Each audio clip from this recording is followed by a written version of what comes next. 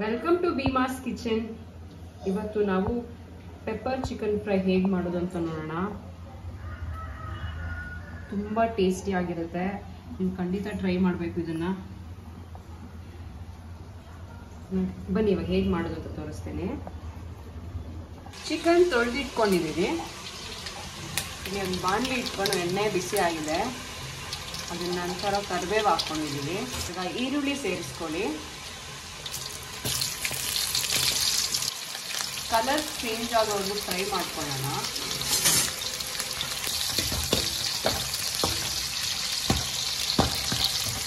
ಶುಂಠಿ ಬೆಳ್ಳುಳ್ಳಿ ಪೇಸ್ಟ್ ಹಾಕೊಳ್ಳಿ. ಟರ್ಮರಿಕ್ ಪೌಡರ್ ಹಾಕೊಳ್ಳಿ. ಚಿಕನ್ ಸೇರಿಸ್ಕೊಳ್ಳಿ. ರುಚಿಗೆ ತಕ್ಕಷ್ಟು ಉಪ್ಪು ಹಾಕೊಳ್ಳಿ. ಮಿಕ್ಸ್ ಮಾಡಿ ಚೆನ್ನಾಗಿ.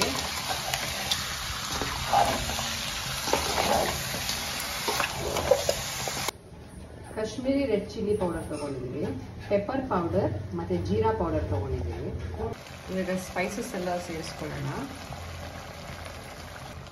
ಕೊತ್ತಂಬರಿ ಹಾಕ್ಕೊಳ್ಳಿ ಮತ್ತು ಟೊಮ್ಯಾಟೊ ಸೇರಿಸ್ಕೊಳ್ಳಿ.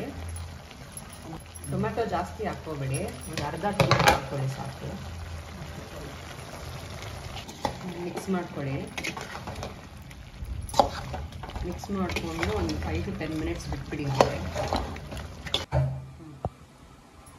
ನಿಂಬೆಹಣ್ಣು ಹಾಕ್ಕೊಳ್ಳಿ.